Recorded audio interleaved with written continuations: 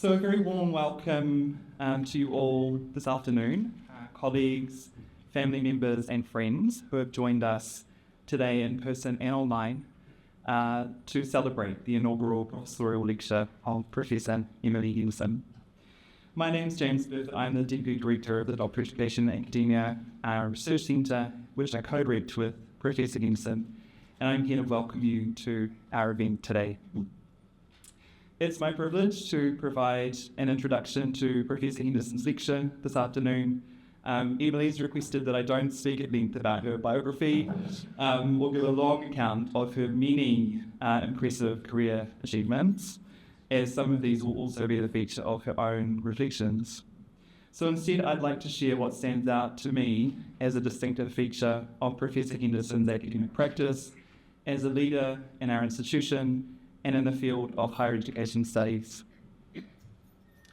The first is Emily's commitment toward collaboration and building spaces for colleagues to think, teach and research. I'm one of the many people who has benefited from this generous orientation that Emily has. My first contact with Emily occurred on the 22nd of May in 2014, when we were both doctoral students living in different hemispheres. Emily was searching for speakers for an SRHE panel on queering higher education. My own doctoral study was, to borrow a word, Achingly, a queer exploration of what theorizations of negative affect might teach us about doctoral education. I was researching in a context where I'd never met another researcher who was interested in the kind of research I was doing. And until this calling into community, I couldn't imagine who I might be writing my thesis to. So you can imagine my nervousness as I eventually travelled to London for a pre-conference symposium, getting changed in the IOE bathrooms into something more edgily queer, whatever that means. I know I'm not the only one who has benefited from Emily's capacity to build spaces for herself and others to inhabit as versions of themselves that they can't be everywhere else. I joined Warwick in September 2021, where I was fortunate to step into the rich teaching infrastructure that Emily had developed as the founding course leader of the MA in Global Education and International Development, and the associated modules she had created. And in preparation for my remarks today, I spoke to some colleagues about Emily. One colleague shared that in the middle of the pandemic, as people were switching to teaching online, Emily shared some of her teaching resources for others to think with.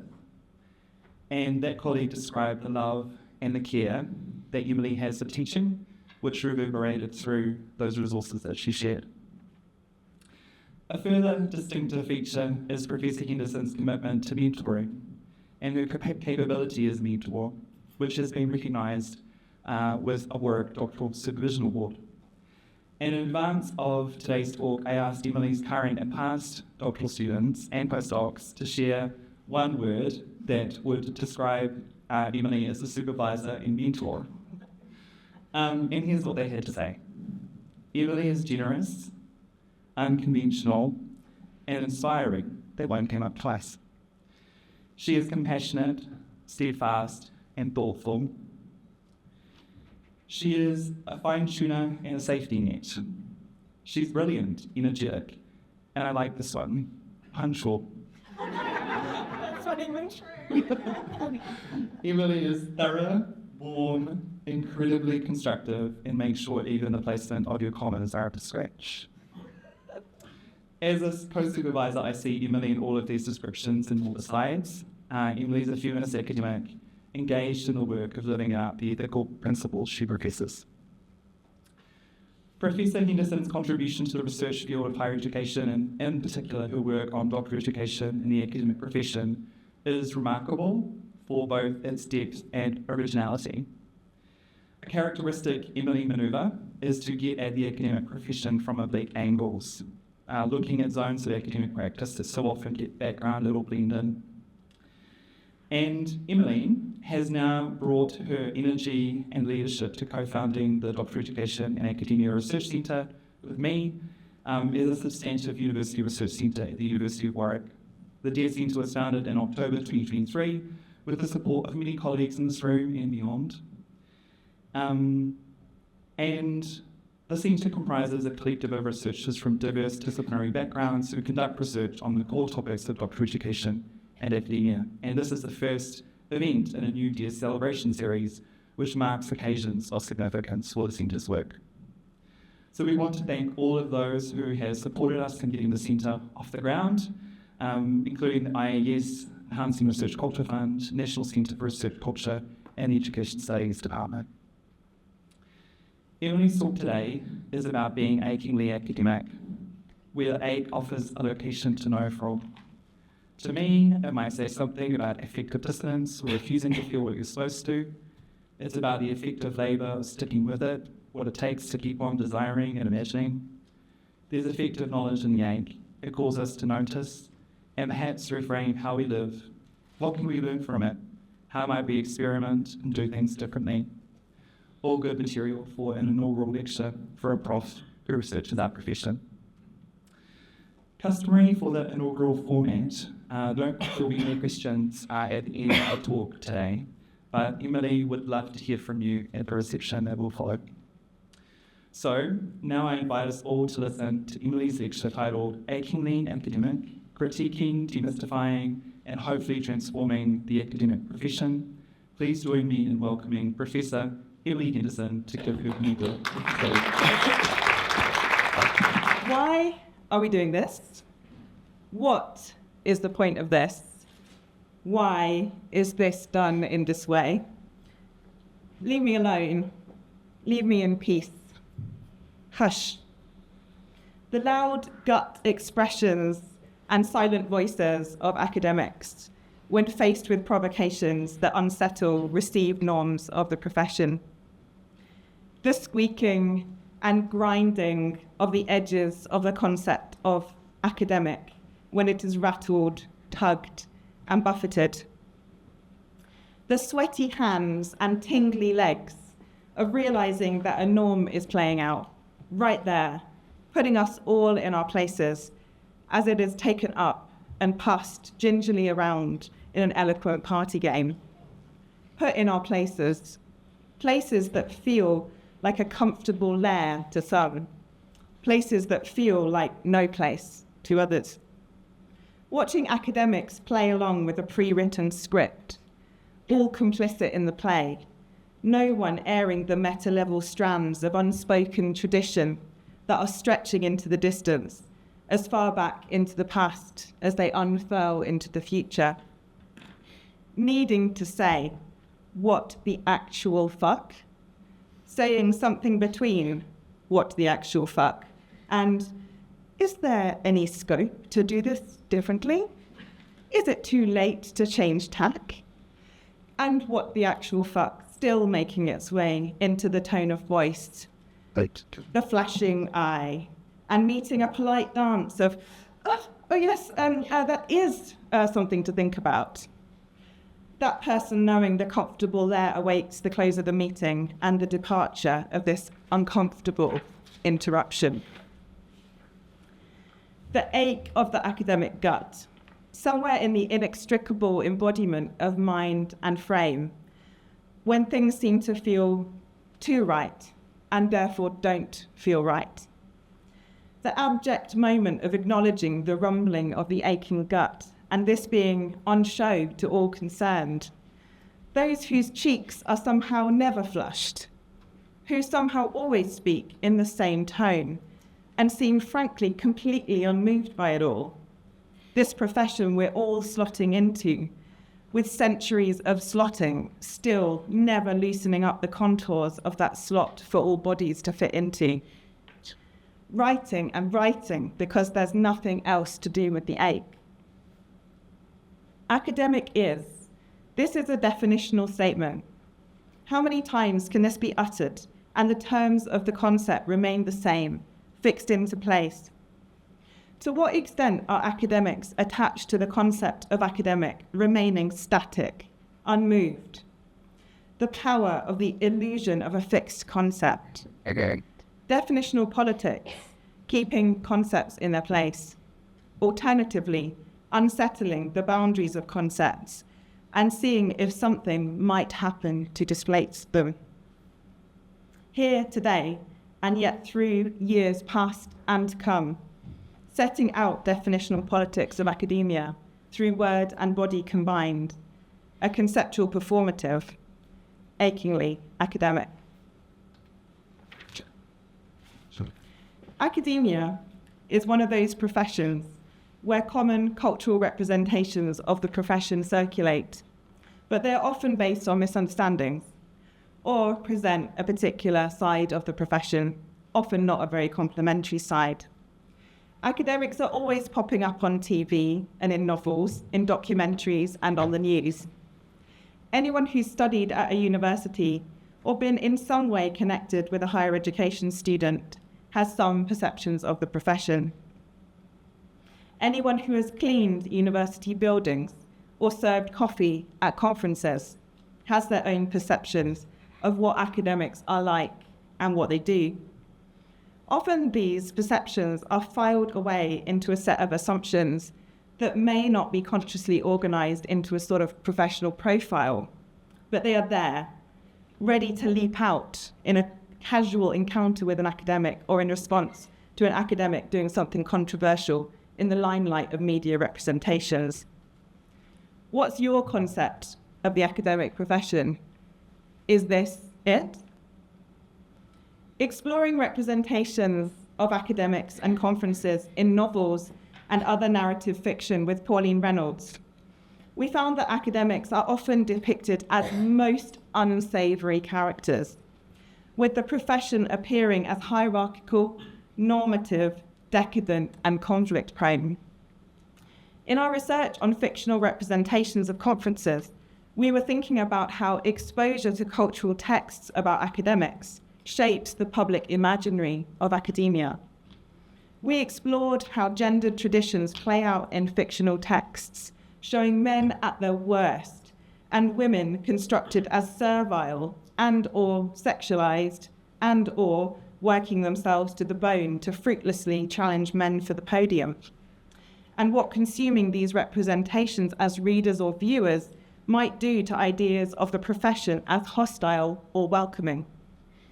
This ambivalent or indeed completely negative construction of the academic profession frames not only the views of those who have nothing to do with the profession, this framing also lies within academics' own perceptions of what we do and what we are for. The framing also underpins government and institutional policies governing how academic work should be undertaken.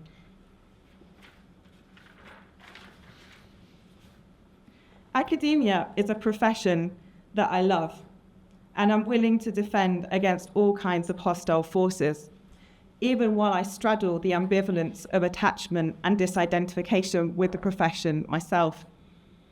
I am passionate about universities and the possibilities afforded by working and studying within these institutions, which are, in the traditional sense, dedicated to thinking, debate and discussion, learning and knowledge creation, even if the funding to support that time and space to learn and create knowledge is somewhat beholden to an institution's industry connections with multinational automotive industry partners and such like.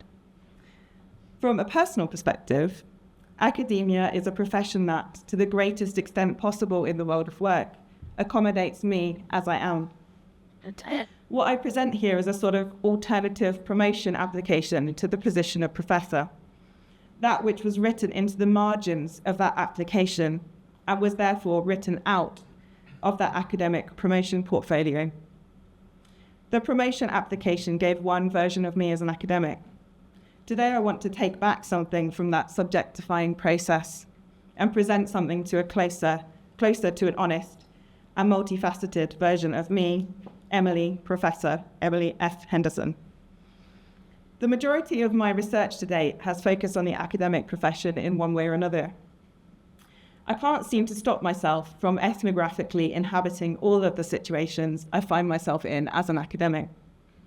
And this constant making the familiar strange has influenced the phenomena I've chosen to research or that have chosen me. Often I research quirky phenomena where, through looking for silences and norm transgression, there's little previous research. For instance, exploring how academics with caring responsibilities manage care while attending conferences, and researching the emails that fly about during the informal pre-application stage of the admissions process for a doctoral degree. When I join these various projects together, they form a kaleidoscopic view of academia. I seem to be gradually thinking across different dimensions of the profession and different spaces and practices of academia in a slow, cumulative and incremental crawl towards some kind of holistic wisdom about the profession as a whole. This talk unfolds around 3 different orientations towards the notion of achingly academic. Firstly, achingly academic processes and performances, thinking about institutional subjectification and navigation. Secondly, becoming achingly academic, thinking through origin stories. Thirdly, achingly academic as an approach or disposition to academic thinking and academic work more broadly.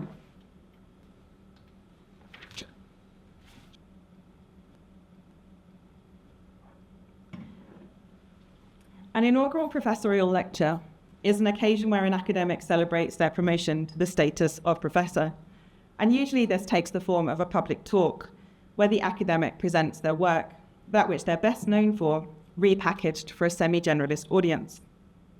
In my very first publication, I developed an analysis of a lecture on gender and development, which was presented by economist Esther Duflo as the inauguration of a fancy new lecture series at a university in Italy.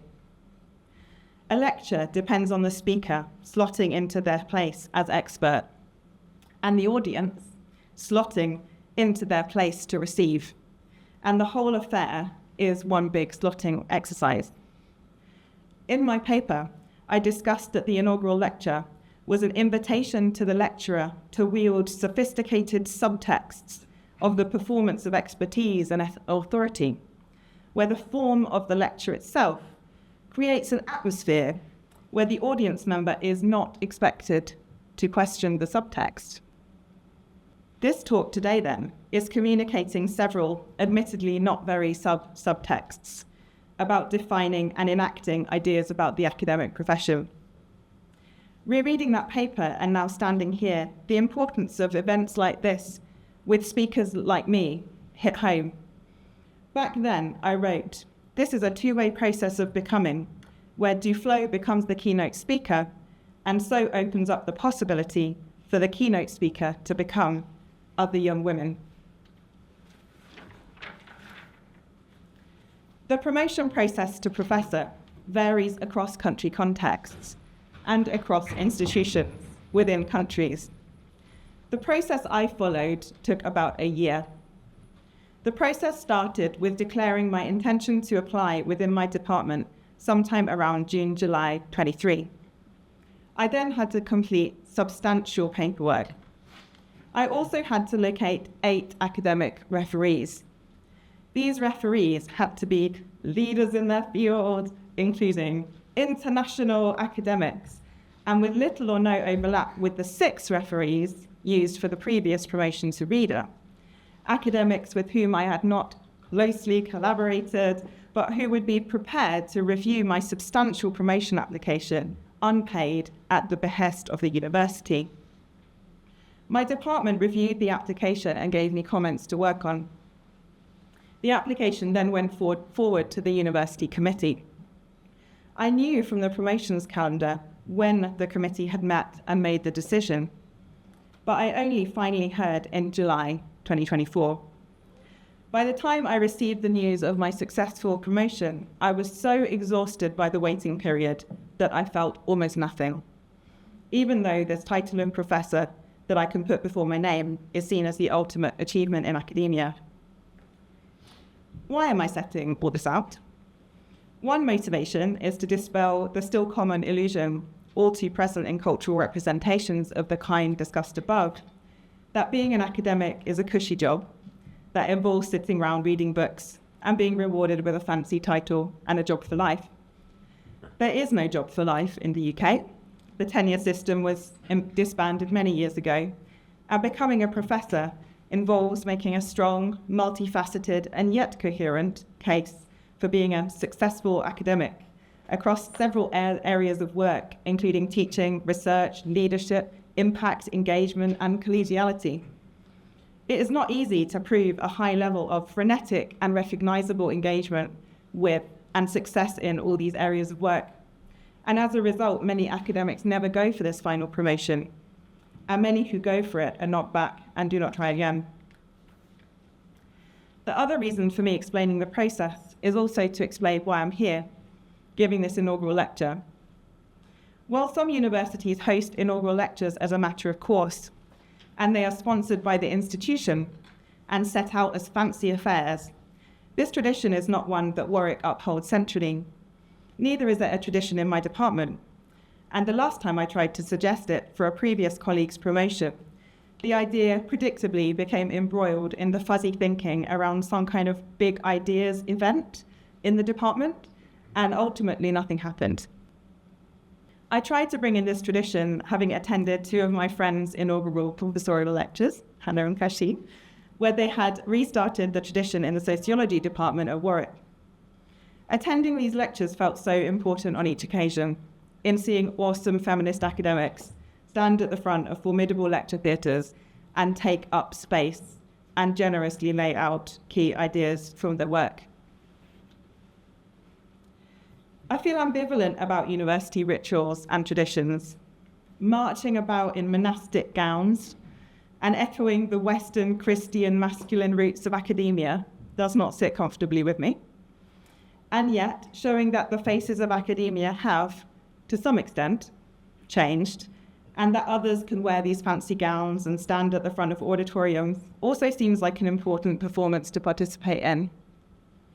I learned in my PhD work on feminist academia that early, and indeed current, feminist scholarship has had to echo at least some codes of academic legitimacy in order to make space within the establishment for a different kind of work. As such, I also know that we still can't afford to spurn academic traditions. A feature of my academic career today is to make choices between inaction and putting my own body and voice out there, to somehow be the first of something and to make way for others, and choosing the latter option at whatever cost and with whichever risks from the vulnerability of doing so.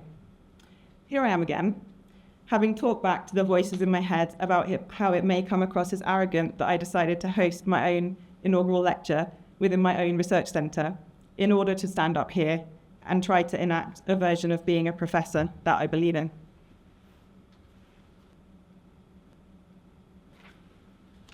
Applying for the title of professor was not primarily about getting that A-star academic certificate, although the recognition is undeniably reassuring.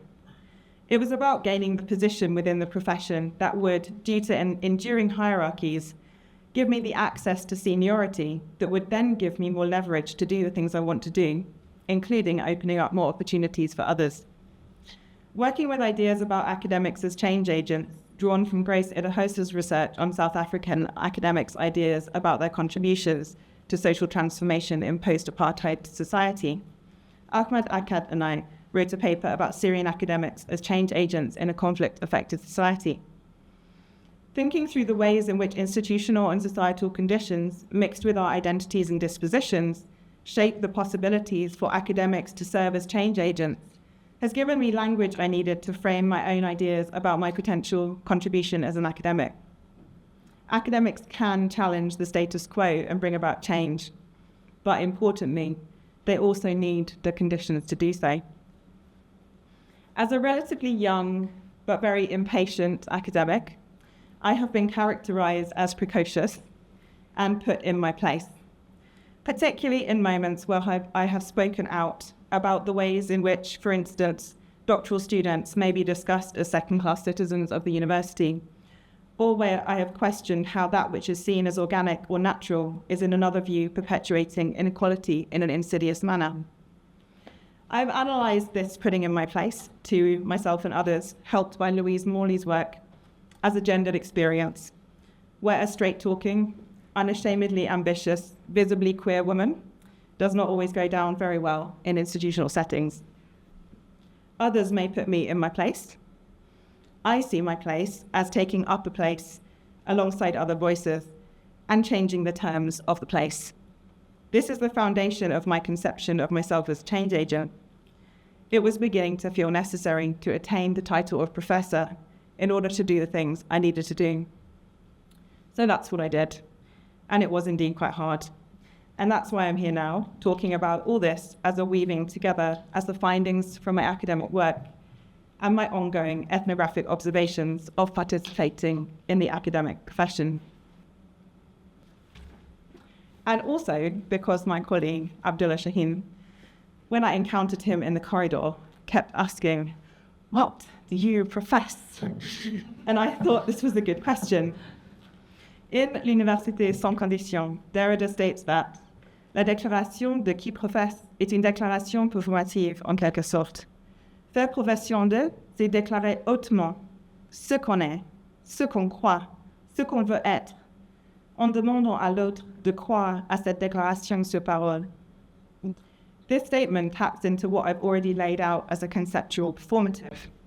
That is, I'm using this authoritative space, this eminent academic title I've acquired, and all the force of my academic discourse to make a claim for the concept of academic, and in particular to set out, while also enacting it, a conceptualization of Achingly academic, and for this conceptualization to land and take root.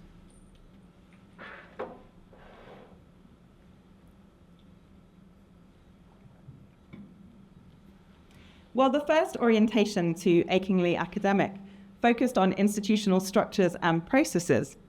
The second orientation is rooted in a second dominant trend of my work and thinking to date, that of understanding how people come to be who, where, and what they are. It is not that I think that everything can be ascribed to the past and to family and generational patterns, but rather I see stories of becoming as ways of making sense of the present. My PhD work on how gender comes to mean what it means included the stories of how feminist academics had come to work on gender-related topics. More recently, as part of a project on doctoral admissions led by Jamie Burford, we included the stories of minoritized doctoral students on how they gained admission to doctoral study. This fascination with how people make sense of how they've ended up where they are took shape in the 5-year project led by Anne Stewart and funded by Fair Chance Foundation on gendered access to higher education in the state of Haryana, India. In that project, we explored how students who were enrolled in relatively low-cost, local higher education colleges in Haryana, many of whom were first-generation learners, had navigated the path to higher education. We saw how within family generational educational differences, between daughters and sons, between different placing in the birth order, led to different experiences of education and educational decision-making, even within the same family. And we see here Rena's case. कोई लड़की पढ़ी लिखी नहीं है तो बाहर भी नहीं भेजना चाह रहे हैं डरी है नहीं लड़की है क्या करेगी जाके यहाँ पे पढ़ लगी लोगी पढ़ना ही है. The learning from that project has led us, in our follow-up Fair Chance Foundation project that I'm co-leading with Nidhi Sabharwal, along with Anne Stewart and a large team of inspirational colleagues, to ask questions about how academics' own stories contribute to their willingness and felt obligation to guide prospective students with higher education choices and admissions processes. I will say more about this work later in the talk, but for now I'm pointing to the thinking we did in that project on Haryana as a process that I also wanted to engage in for this lecture to account for how I make sense of becoming achingly academic, or maybe achingly becoming academic. Uncharacteristically, I want to give something of an origin story about how I became an academic, all the while recognizing that this is only a selective representation.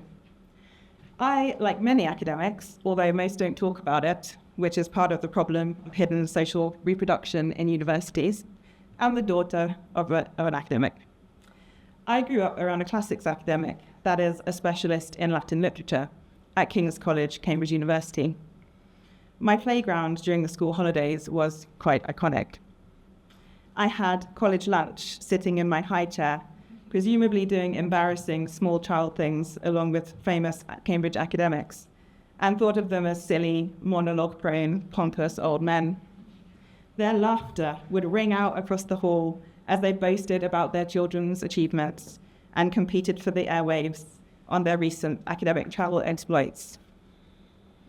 While recognizing that my dad is very much one of those college lunchers, I do feel a debt to him in that I learned what it meant to be fiercely intellectual and also to enact academic resistance, albeit in the context of Cambridge University.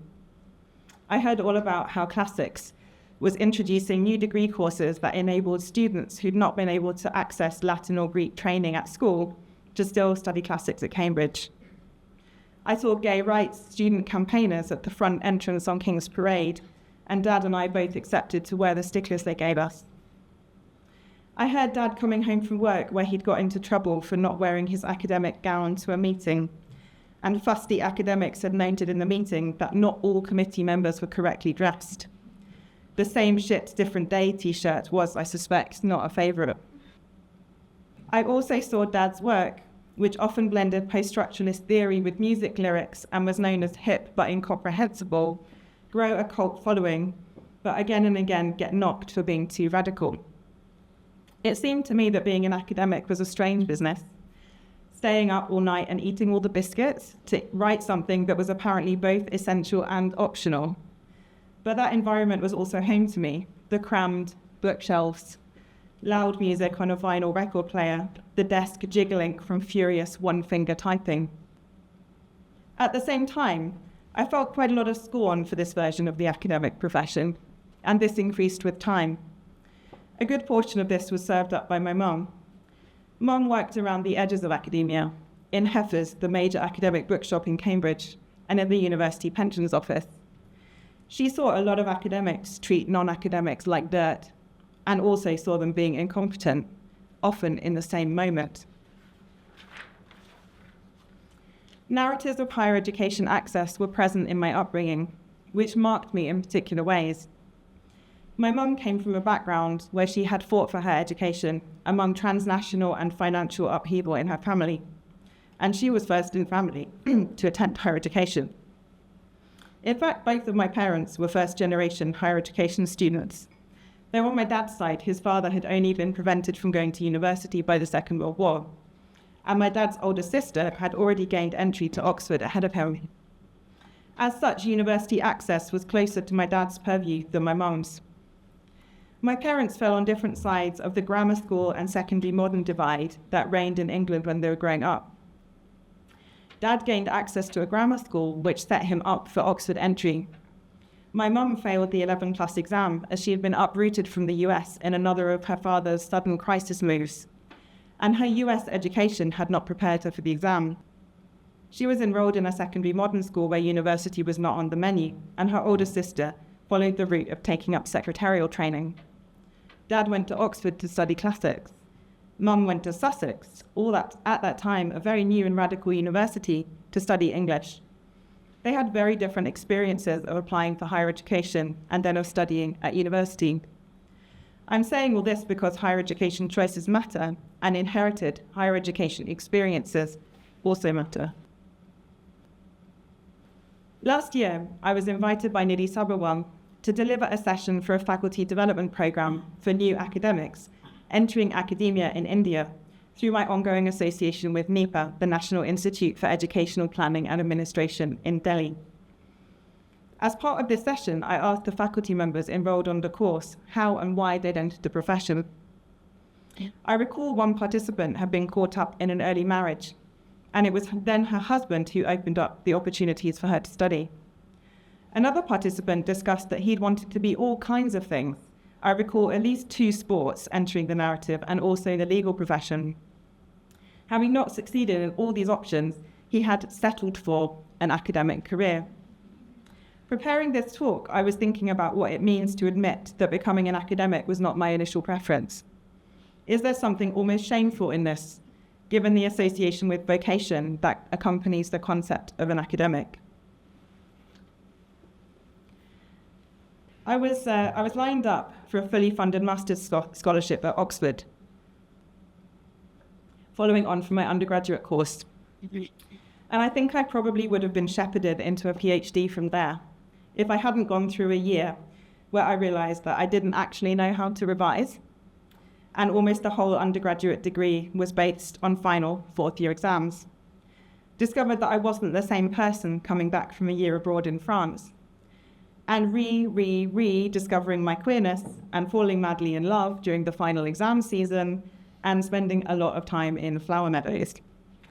I messed up a handful of my final exams, meaning I missed out on the scholarship. I'm actually grateful that I didn't get that scholarship, even though at the time I was devastated. This moment of failure reoriented me towards a more intentional trajectory, however bumpy this felt at the time. I thought I was moving towards a career in international development or the diplomatic service. Sitting in a Lebanese cafe in Saint Louis, Senegal, and thinking that I needed a higher qualification to get a less exploitative job and make sense of the gender politics I was living within and experiencing, I enrolled on a master's at the Institute of Education, London, in gender, education, and international development. Some months into the course, I had a meeting about an assignment with one of my master's tutors, Elaine Unterhalter. She co-opted the agenda of our meeting and told me about a new, fully funded scholarship opportunity for PhDs that had opened up but was soon to close, and encouraged me to apply. I scrambled around to get an application in to work with Elaine and Jenny Parks, and was successful in my application. From that point on, I decided to try to make it as an academic, and I haven't looked back. Without that funding and without the tap on the shoulder from my prospective supervisor, even with all the privileges I've already recounted, I would not have accessed PhD study. In our research on doctoral admissions and in my own practice of recruiting doctoral students, I've thought many times about that encounter with Elaine and the way it changed my course forever. Doing a PhD had not been on my radar. What I want to say here through my own story of access to academia via access to doctoral study is that it was not a particularly smooth journey into academia for me. The ambivalence towards the profession that I grew up with has remained with me. The fact that my route into academia was marked by the heartache of failure and a total reorientation towards academic study have contributed to the Achingly academic way in which I approach the profession.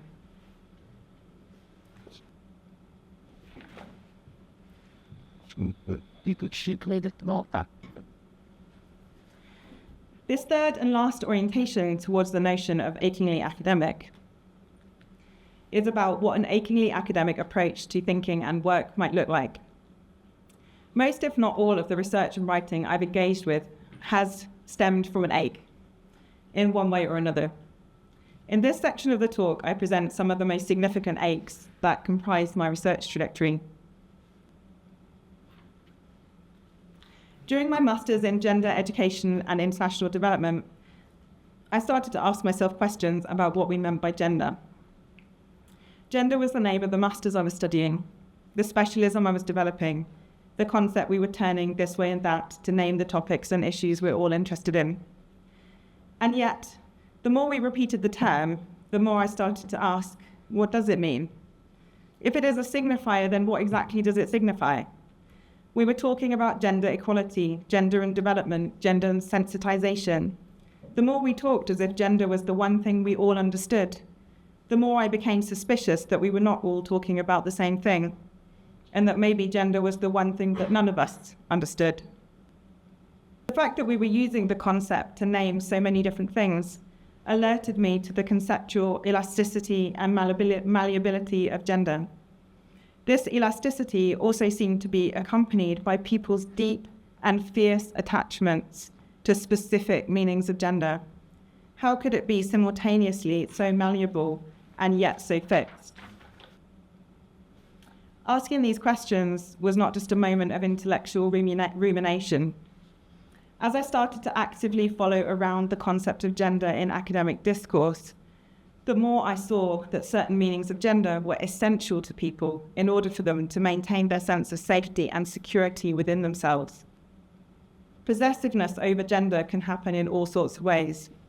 From 1980s and 1990s academic feminists seeing gender as the evil concept that would dilute women's studies and allow men in, to queer feminist academics claiming gender as a more open and less deterministic term than women, to politicians and lawmakers in the 2025 British context, defending biological essentialism within the concept of gender.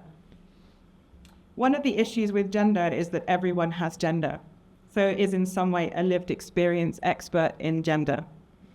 Rattling the concept also rattles concepts which form the central core of our identity. I began to realize the extent to which people defend their concept of gender in order to defend against forms of existence that make them uncomfortable.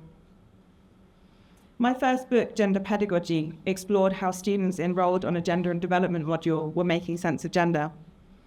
I began to think about how the students' understandings of gender were being opened up and scattered about within the course. This initial layer of thinking developed into the central question of my PhD study: how does gender come to me what it means? I specifically explored conceptualizations of gender at academic conferences, with National Women's Studies Association conferences in the UK, the US, and India. I explored how the concept of gender was circulating at these conferences in the official and unofficial discourse spaces. I developed a theorization of what was going on that I called conceptual performativity.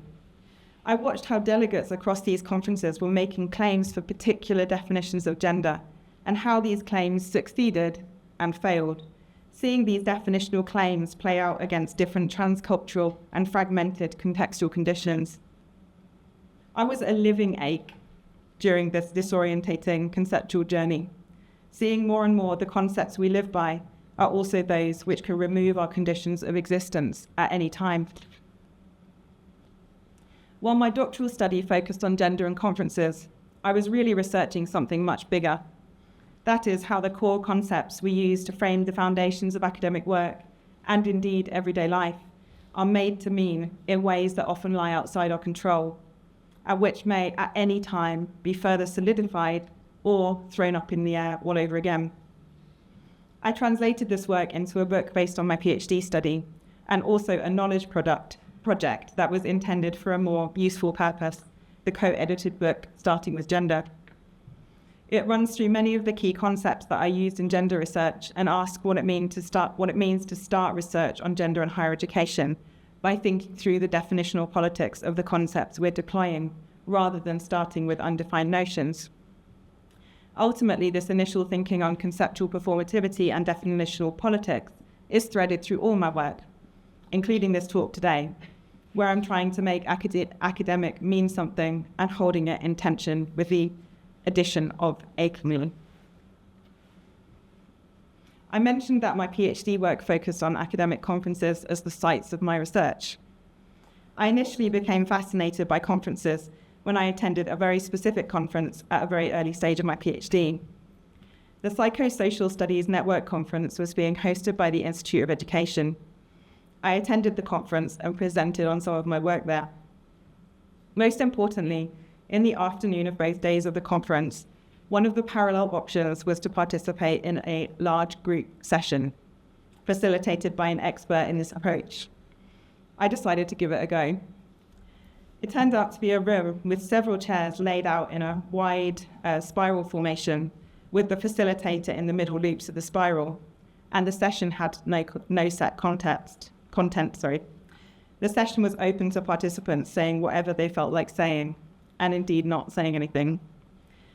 I've recounted this session many times as it remains in my mind as one of the most important experiences of my academic life and career. Because there was no content, what I saw in that room was raw academia. It was wild. At that conference, an ache started about what on earth these conferences are all about. It became clear to me as I started following conferences around in parallel with gender that there was a strange discrepancy in how conferences were being talked about. On the one hand, no one had anything good to say about them. A waste of time and money, always boring, disappointing. On the other hand, conferences seemed to be seen as essential for academic success and career progression, and also kept popping up in things I was reading as being the sites of knowledge breakthroughs. I traced this oppositional discourse over several years, I can't help myself even now, and named the two sides as conference fatigue and defining moment discourses. I began to realize that the conference fatigue discourse is more commonly associated with elite, well-traveled senior academics who have already managed to access all the conferences anyone would ever imagine.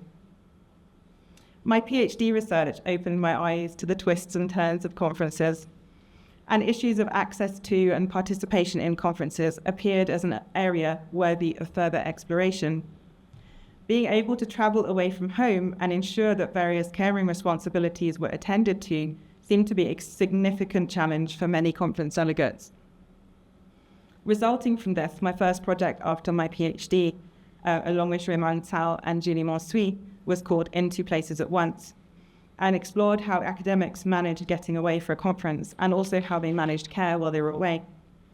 This was my first project using diary method, which has become something of a methodological obsession, where participants kept a log of care-related interactions during the conference. In that study, some of the important findings included that many academics did not actually want to make use of a childcare facility at a conference. This is often pitched as ticking the care box. They wanted to come away to a conference and feel 100% like an academic. Secondly, many participants, far from wishing that they didn't need to attend conferences, were prepared to go to fairly extreme lengths to attend a conference. For instance, a participant flew her mother from Russia to the US to look after the home while she attended a conference, because they valued conferences. In addition to academic findings, we produced a briefing for conference organisers on organising care-inclusive conferences, including simple but essential guidance on, for example, ensuring that not all social activities take place in the evening, and keeping to the schedule for breaks. This ache has led to a substantial stream of my work to date, which has involved both reflecting on the mystery of conferences and also seeking to demystify conferences. With Jamie Burford, we've done a lot of this thinking together through our unexpectedly long-lasting and far-reaching blog, Conference Inference, the special issue of Gender and Education we co-edited, and most recently the book Making Sense of Academic Conferences. We've tried to create a space for critical thinking around conferences that does not rely on the elitist and unhelpful perpetuation of the conference fatigue and defining moment discourses. The next ache opened up during the project on gender and higher education access in Haryana, India. During that project, one of our major findings, no surprise really, but somehow more stark than we'd imagined, was that young people and their families were making decisions about higher education, often in an almost complete absence of reliable information. Decisions were often being made on the basis of rumour and hearsay, which had a particularly noxious effect for young women, where rumours about elopement and love affairs taking place in particular colleges worried the parents so much that at times this prevented young women from pursuing any higher education at all. An ache opened up for me as to how this information could or should be provided, as the information issue was reinforcing gender inequality issues that were otherwise perceived as resolved due to the gender parity of enrollment in undergraduate courses in Haryana and now nationally in India. This another instance of definitional politics surrounding the concept of gender. Some occurrences during the Haryana-based project sparked my further thinking about this question. In the survey of undergraduate students about who had guided their higher education choices, one respondent noted, "Recommended by my neighbourhood professor, amazing sir." I also saw living proof of this guidance when visiting a college in the Sirsa district with PhD scholar Anjali Thomas. The Hindi lecturer at the college was an inspiring faculty member who lived in a village near to the college. Everyone knew her, and as we walked around the village, she proudly introduced us to young people and their families, where she had guided their higher education choices. On the other hand, we interviewed college representatives as part of the project, and a senior faculty member in one of the colleges talked about how it was important for information about higher education to reach villages, but also stated with something like disdain, "Nahi, hum gaon nahi jate hain." No, we don't go to the villages, as if the idea of faculty members going to villages was beyond imagination. I also gained a further sense of this during the study when I sat in college staff rooms. How then to make sense of this situation, where some faculty members seem to be taking time and effort in the absence of a formal higher education outreach culture in India's publicly funded higher education institutions to guide young people with their higher education choices, yet others seem to object to the idea of doing so. How to think about consolidating these efforts and potentially formalizing a higher education outreach culture in the face of all the competing pressures facing faculty members. These questions have formed the backbone of the current Fair Chance Foundation funded project, where with Nidhi Sabrawal and Stuart and other members of our sizable team, we are exploring the nature of higher education outreach that is already happening, thinking about how then to develop a professional learning module to train faculty members to engage in higher education outreach, and a policy brief and other policy activities to encourage institutional change towards validating higher education outreach as a recognized aspect of academic work. I want to think about one final ache before moving to round off the talk. This ache has arisen from the decision to found a research centre. In many ways, founding a research centre was the next step in a suite of settings up I've collaborated on with colleagues. When I look back, co-forming academic groupings has been a feature of my academic career so far. The Feminisms, Gender and Sexualities seminar series and queer reading group during my PhD, AMIN, the Academic Mobilities and Immobilities Network in the early days of Warwick, the Diary Method community. Groupings have been a major way of engaging in collective thinking and activity. With the arrival of Jamie Burford to Education Studies at Warwick, a dream come true, really, we had our combined strength, as well as plenty of energy from a wonderful group of doctoral students, to think about setting up a more formal structure to house our work, and to create a space where, at least there, we could try, Jamie's favourite saying, to be the university we want it to be. Setting up a centre seemed to be something that senior academics do when they want to make their mark.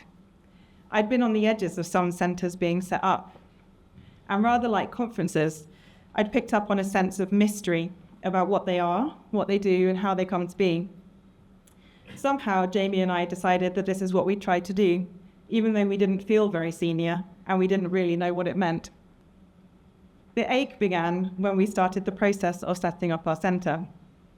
It turned out that the process for setting up a centre looked like one thing on paper, and yet seemed to require a parallel process to occur that was very much off paper, making sure that the right people had been consulted along the way. This process was my latest discovery of how academia often works, and we could so easily have been deterred at any point. Something that really struck me through these parallel processes of setting up the Dear Centre was the way that all kinds of academics felt able to pick up the idea of our centre, turn it this way and that, sometimes seemingly having completely misunderstood what it was about, and offer their assessment on whether it seemed to have the potential to become a centre. As with the way we were handling the concept of gender during my master's course, which roused my suspicions and therefore my interest, here was another concept, this time the concept of a research centre, which was being thrown about as if we all knew what it meant. But then it seemed to mean such different things to different people. As with gender, I started to wonder if maybe none of us knows what a centre is. I'd stumbled upon another terrain where definitional politics and conceptual performativity were reigning. Because most centres do not have a physical location as such, the substance of a centre is ephemeral. Claiming the existence of a centre thus becomes just that, a claim. And yet, and I can say this emphatically, after working for many hours on our first annual report, thank you, Evan, a centre can also not just be reduced to a claim. There have been other instances where the aches of inhabiting a university and tracing through its institutional processes has motivated my research, which I don't have time to lay out in full here. This has included the doctoral admissions project and the work on mitigating circumstances and reasonable adjustments for doctoral education, which in part arose, in my perspective at least, from my role as director of the Education Studies doctoral programme and a growing collaboration with the Doctoral College. The ethnographic orientation I bring to all aspects of my work leads to aches that just have to become research projects. The same happened with founding the Deer Centre. This strand of work, researching research centres, is the newest area of work that I'm pursuing. The ache that is leading me to explore research centres further has the hallmarks of other previous aches. A sense that power play occurs in the definitional claims about centres, and a sense that centres are somewhat mysterious, but they're also in need of demystifying, and yet another area of academia which runs the risk of being exclusionary and hierarchical. Watch this space. Through this talk, which is now drawing to a close, I have deliberately engaged in a parallel process of speaking about the academic profession and simultaneously performing the achingly academic orientation towards the profession through the techniques of narration and representation that I have deployed. In the title of the talk, I suggested I would be critiquing, demystifying, and hopefully transforming the academic profession. I've sought to perform each of these processes through the fabric of the talk, enacting, hopefully, in the dual sense of aspiring for better things and of an indefinite uncertainty that things really can change. This talk in its entirety has been an act of definitional politics, where I've used my words and the form of the inaugural lecture to define and redefine the notion of achingly academic, and thereby to tug at and fray any fixed, static, and over-comfortable ideas of this profession.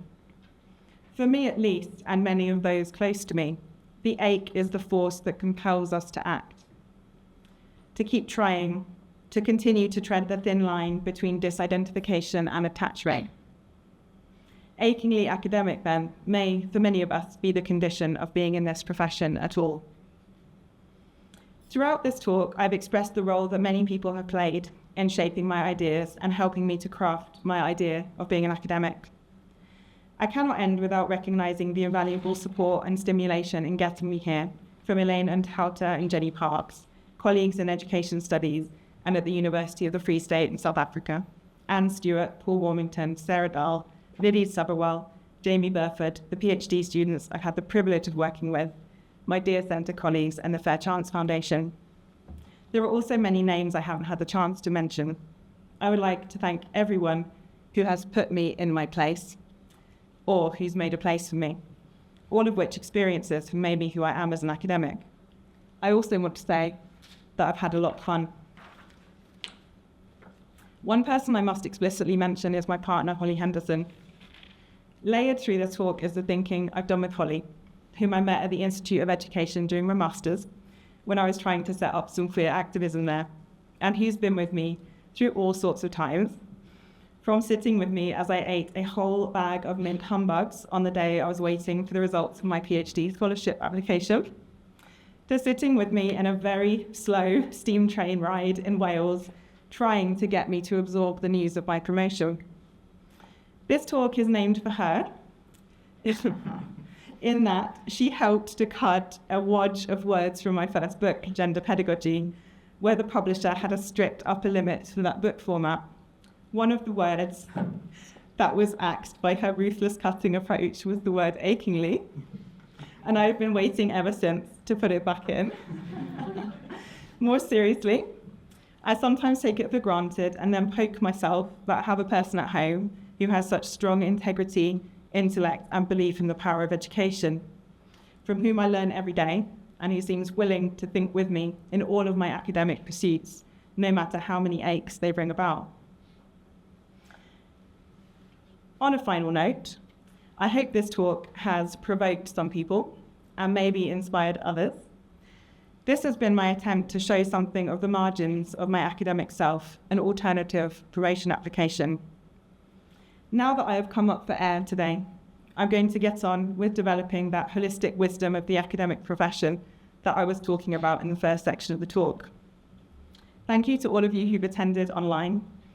And in the meantime, I hope those of you who are here in person will help to start me off on this next phase by joining me for an informal reception where I will be trying and failing not to do an ethnographic observation of my own inaugural. Thank you so much for your time.